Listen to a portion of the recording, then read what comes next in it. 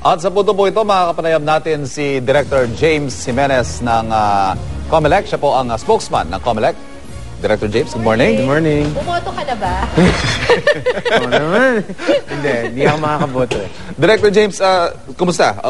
First 1.5 hours, Yes. almost ng botohan. Ano yung mga nakukuha yung reports from the Well, field? nakakakuha tayo ng mga reports ng mga konting problema sa startup.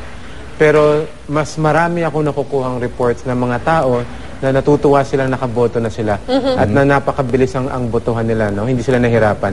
So, ang ginagawa natin, syempre, habang nilalabas din natin yung balita tungkol sa magagandang experience, tinitignan din natin yung mga issues. Some of the issues, paiba-iba eh. Yung iba, matagal mag-on yung PCOS. There was one precinct in Caloocan na natagalan mag-open yung mismong polling place. Itong sa Sorsogon. Sa Sorsogon. Sa Hindi Sorsogon, nga meron din. naantala yung pagboto nga ni Oo. Senator Chis Escudero. So, dahil- yung mga ganyan, binabantayan natin and we have people on the ground to find out what went wrong, no? But ang At priority... ito ho ba madaling masolusyonan? Bawa ayaw mag-initialize ng PCOS Oo. machine? Actually, for instance, pag hindi nag-initialize pero na-delay lang yung starting, ang issue talaga nun nabawasan ka na ng oras sa pagboto. No? Yes. And for the most part, yung mga lugar na ganun, kapag malaki yung nawalang oras, hinihiling nila sa aming NBank kung pwedeng dagdagan sa dulo. Extension. No? Extension na konti. Okay. So, it's been done before. Ginawa na rin yan sa OAV. So, yun yung isa sa mga solusyon. Ano? But yung iba naman, some might call for a replacement.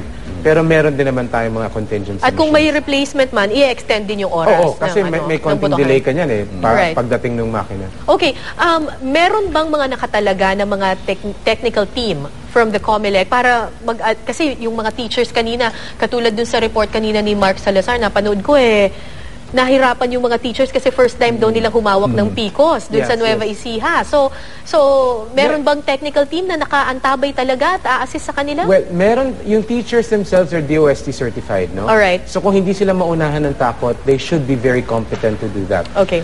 Meron din tayong tech staff. May tech support, pero limited yung tech support kasi basically isang tech support personnel will support several precincts, no? And then, on top of that, meron pa tayong National Support Center na pwede nilang tawagan. So yung support nila is redundant, several layers. Kailangan lang, they should just keep their cool. A lot of these teachers, syempre, alam mo, bit-bit nila yung bigat ng election So, Kinakabahan lang. Na-intimidate Oo, perhaps sa na-intimidate. makina to, Oo, ayaw right. gumana. Exactly. Medyo dinadaga lang ng konti. But if you can get past that, competent po sila.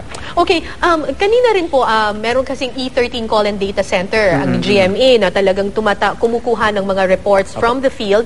At ang napansin namin, majority of the calls and mga reklamo, vote buying. Yes. Vote yes. buying. Totoo So, yan. marami ng mga ganyang reported na incidents ng vote buying. Marami po. At in fact, may mga nahuhuli rin yung mga pulis, no? Right. Medyo hindi lang instant yung resulta Kanino dito. pwedeng tumawag ang publiko kung meron silang nasaksihang ganito? Well, first people that they should talk to kung nandun sila sa presinto ay yung BI, no? Kasi yung Alright. BI ang may direct connection sa kapulisan.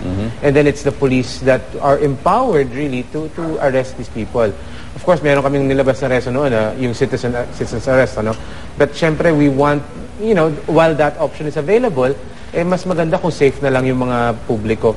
Let the police handle it. So, Pero may nahuhuli meron ba naman. talagang nakukulong sa May vote nahuhuli buying? pero wala pang nakukulong. Wala pang nakukulong. Sana meron na ngayon. Ano ba ang parusa for vote buying? It's an election offense, so 6 years. 6 years, oo. pero walang nakukulong. Oo, yun nga. Ang tanong ko pa, Director, after nito, halimbawa, matapos yung eleksyon, may proklamang nanalo, ipupursu ba ng COMELEC itong mga ganitong reklamo? Yes, yes.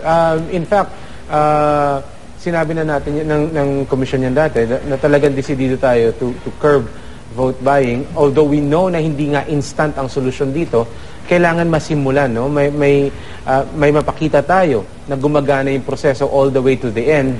Then I hope that will have a deterrent effect. This is So, a good time to put people in jail, ano? Correct. For the first time. So, if ever tapos na yung eleksyon, napatunayan na ang isang kandidato ay guilty of vote buying, pero siya yung nanalo sa eleksyon, Mahahabol hindi siya nun. makaupo? Mahahabol siya nun. Kung nakaupo na siya, then it's possible na ma-disqualify siya. Then kung ma-disqualify siya, maaaring matanggal siya. But ang punto natin dito, hahabulin natin yung responsable. Okay. Meron ding mga incidents of election-related violence. Nagkaroon, Ivan, ng pagsabog sa Maguindanao, sa Sheriff Aguac. Anong action ng COMELEC dito? Yun ang nagha-handle talaga noon, kapulisan. Medyo hindi kami sumasawsaw dyan, but nagre-report sila sa amin. And ongoing yung evaluation namin ng mga iba't ibang lugar to determine which are, still safe and which are now areas of immediate concern. Siguro pang huling paalala, Director, ano-ano ba yung mga bawal pa Bawal. ngayon? May mga, I'm sure may mga namimigay pa ng Yung polyetos oo, dyan. ng mga Oo. flyers, May mga- yung mga Actually, ganyan, sample nga, balot. gusto ko i-address yun, kasi alam naman ng lahat ng tao na bawal yung namimigay ng polyetos. Pero nakikita pa rin natin na marami pa rin mga batang gumagawa niyan. At pangkaraniwan nga, mga bata ang gumagawa. So, yung mga yan, again, although medyo labag sa batas yan, mahirap sugpuin kasi ang dami-dami nila eh. Yes. Wherever you go, and there are, let's face it, more important, more pressing matters on that particular day. So, hanggat maaari, kung pwede nating pagsabihan yung mga bata na wag na ipamigay, then that will help, no? Pero nasa kanila na yun eh. If we do catch someone in the act of giving instructions to these children to give away flyers, then we will proceed against those people. At bawal din yung pagkuha doon ng selfie.